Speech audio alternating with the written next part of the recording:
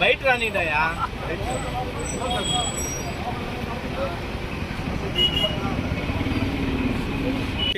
BJP కావచ్చు, తెలుగుదేశం కావచ్చు, YSR Congress party కావచ్చు, ఇవన్నీ ప్రజలు చూసి గతంలో ఉన్నటువంటి కాంగ్రెస్సే ఈరోజు ప్రజలకు మెరుగైనటువంటి పరిపాలన, అదేవిధంగా ప్రజాస్వామ్యాన్ని, అదేవిధంగా స్వేచ్ఛను, ప్రాథమిక హక్కులను అన్నిటిని కూడా పరిరక్షిస్తుంది.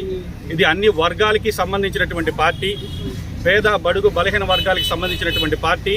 ఈ కాంగ్రెస్ పార్టీ మళ్ళీ అధికారంలోకి రావాలి, హస్తం గుర్తుపైన ఓటు వేయాలని ప్రజలు ఎదురు చూస్తున్నటువంటి తరుణంలో ఈ యొక్క కాంగ్రెస్ పార్టీలో నాకు పోటీ చేసేటటువంటి అవకాశం కల్పించినటువంటి శర్మిలారెడ్డి గారికి, అదేవిధంగా డీసీసీ ప్రెసిడెంట్ దేవకుమార్ రెడ్డి గారికి, అదేవిధంగా మా ఎంపీ అభ్యర్థి కొప్పుల రాజు గారికి, అదేవిధంగా ఇక్కడ ఉన్నటువంటి కాంగ్రెస్ పార్టీ కార్యకర్తలకు, మండల నాయకులకు అందరికీ కూడా పేరు పేరున ధన్యవాదాలు తెలియజేస్తున్నాను.